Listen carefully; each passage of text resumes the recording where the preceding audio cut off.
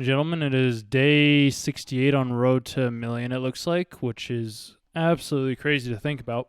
I just made myself some tea in my, my mug of choice. I've had this mug for years. And there's a girl in college, one of the roommates that I ended up rooming with for a little while, where she took my mug.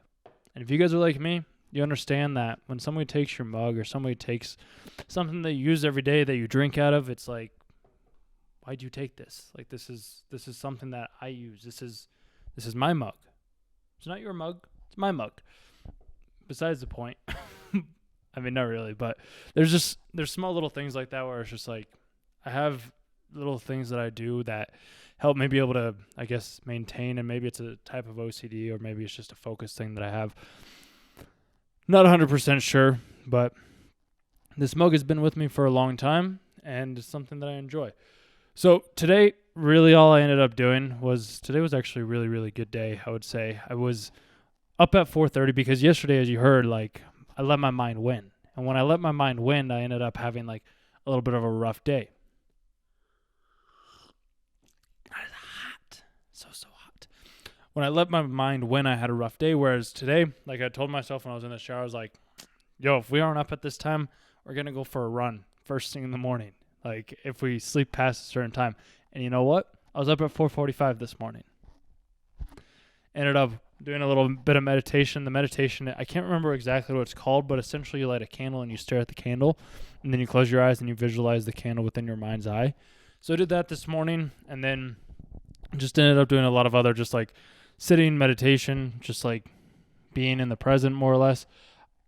I may have fallen back asleep this morning. I don't feel like I did because I tried to be sitting up and like be present. Like I did end up staying on the couch and just like sitting there because I didn't go to the gym today because I was taking a day off just so that I could focus on work today, which that's pretty much exactly what I did. I ended up going on a walk and then came back, wrote up my script for this incline video, like the whole edit that I did about a week ago or so. It feels like I just deleted that. I was like, there's no story here. So I ended up removing that entirely, writing up a script.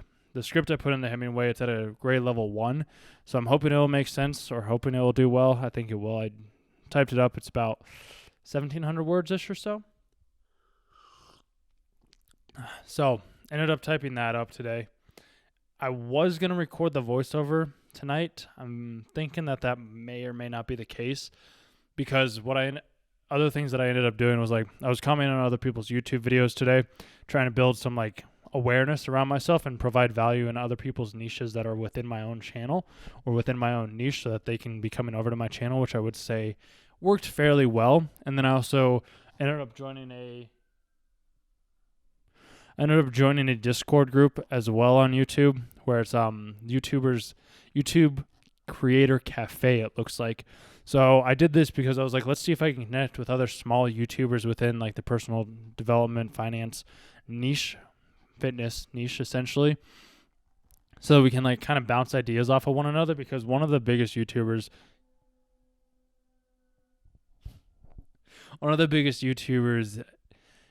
Mr. Beast, you guys are probably well aware of him. He talked about how in his early days he had like a small mastermind group. Napoleon Hill talks about this as well, how I believe it was Andrew Carnegie had a mastermind group. Napoleon Hill had a mastermind group. Everybody has mastermind groups of people that are similar within that area of expertise, and then they bounce ideas. Oh, hey, this thumbnail works, or this title works, or tweak it this way, or tweak it that way. And since I've always been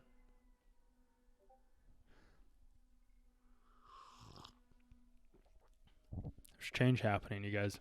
There's big changes happening. Since I've always been somebody that's been willing to learn and teach, like I feel like I'm teachable, I figured I might as well get into the communities of people that are doing this exact same thing. Facebook was another option, and I thought about possibly joining Facebook groups. I just think Discord was a better route for me personally. I could be wrong, but I figured let's try Discord. I ended up sending a couple of DMs over Instagram with some smaller channels as well and commenting on those other smaller channels. I'll end up going back to those smaller channels in a couple of days and just asking them like, hey, do you guys want to collab or do you have any ideas on what makes your videos well or not so well? Do you want to do a podcast where we kind of talk about content creation and then we can direct people back to your page, and I can help other people grow. So, I mean, it's still essentially like the $1 million offers or the irresistible offers, where it's just like how to sell your product or service in 3 seconds or less, or how to make offers that are so good that people feel dumb saying no. So I figured, like, that's the exact same thing with YouTube content creation, which is something that I never, I guess, fully understood until recently. It's kind of along the lines of the more value that I provide and the more I help somebody else grow, it's going to help me grow exponentially from that point forward. This is something that Eric did when he was starting his channel, when he had a goal of going from 0 to 100 million within a year. He was collabing with like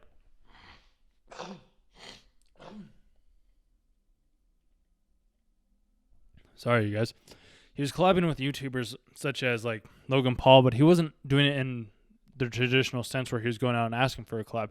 He was doing it in a roundabout way where they would also get views and he would get views from his audience. So he was kind of growth hacking, which I think is a very valuable trait to have. So it's like if you can piggyback off of somebody else's audience, and this is something that I'm going to be working on and trying to find, because I was thinking about this while I was making dinner. It's like there's got to be a better way for me to do this instead of, say, spending hours on end commenting on other people's videos. It works. It does work. It's just a much slower process. And I understand that if I can just create better videos, something big is going down. Something big is happening. It's just crazy.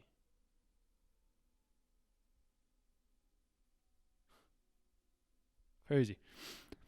I figure if I can create videos that are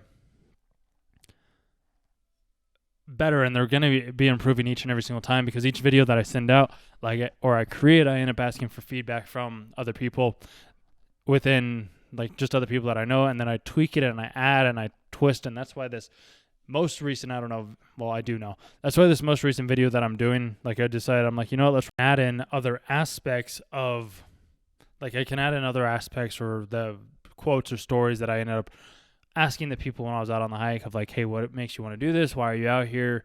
How can somebody else get into this? And kind of include those little snippets throughout the video edit. It's just the original video edit that I had, it just didn't work. And this is something that I've had to realize, like, sometimes the first edit, it's just going to be complete garbage, and it's good to just trash it and start over. So essentially that's what I was doing with this most recent video. And yeah, it's just, I would say, a matter of finding the right people and then duplicating what they do well. So it's like with me looking at, like, before I would look at these big channels, and I think it's great to look at big channels.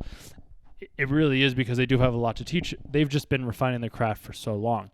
So what I've kind of shifted my thinking around is, like, let's find smaller channels that are like more within, that are like within my niche, and find that one video that does incredibly well. So like one of the guys' channels that I was looking at today, like, he had 7 videos, and one of his videos had 48,000 views, or 4,800 views. And I was like, okay, what did he do in this video that made this video get a lot more popularity? Was it the thumbnail? Was it the title? Was it the intro? Was it all of it? Most likely it was all of it. So it's like trying to find those, like, the hidden gems within the smaller channels to figure out which ones are working, and then borrow and or copy, not even copy, but iterate upon what they already did that made that one video successful. So I'm going to be working on that tomorrow, essentially, and then record the voiceover, start editing the incline video. And yeah, I mean, I'd say that's probably about it. I did create 5 shorts this morning as well. 2 shorts from the podcast that I did with my buddy, and then 2 shorts from the gratitude video that I had as well. And then I linked the video in the shorts feed so that then people can be directed back to the long video, because YouTube has that as an option now. And then ended up creating 1 short for my anime YouTube channel, which, like, the anime YouTube channel right now, it's all AI based essentially. So it really doesn't take me much time. And I figure if it takes me like 5 to 10 minutes to get a couple thousand views on a video, I might as well do it. And I told myself that I was going to do it for 90 days. So that's essentially what I'm doing. And yeah, I think that's about it. Just going to DM some people back on Discord. May record the voiceover. We'll see. But yeah, today's been absolutely incredible. I've loved it so much. Like, I don't have anybody to report to. Like, I get to report to myself. I get to start and do what I want to do. It's incredible. I was able to say no to, like, grabbing lunch with my dad, which sometimes you just got to say no. Like, I believe it was Warren Buffett in the podcast that I was listening to today where they were talking about how the most successful people say no to almost everything. So I'm working on saying no to a lot of things, and I think I've been being challenged with this other new group of friends that I ran into, where originally I thought that they were good, and I think they still are, and I think that we can still be friends. A lot of it I think is going to be, I would say, me transferring, like me having to say yes at the right times and no at the wrong times, or at the right times. Because there are some times when, like, yeah, let me just relax, go hang out with some people and do that. But then there's going to be other times where it's just like, sorry guys, I can't this week. Like, I'm busy. Because, like, I got to make this work. And once I make it work, we're golden. And I was thinking about this too. Like, I figure I'll stay here for another month or two, see where I'm at, sub-wise and watch time-wise. And if I have to move down to the Springs or something like that, or move out of this place into a place that's like $1,000 a month compared to $2,000, is something that I'll do. I don't see it having to come to that point. I really don't. Yeah, no, I don't see it coming there. It's just if I have to, like I would.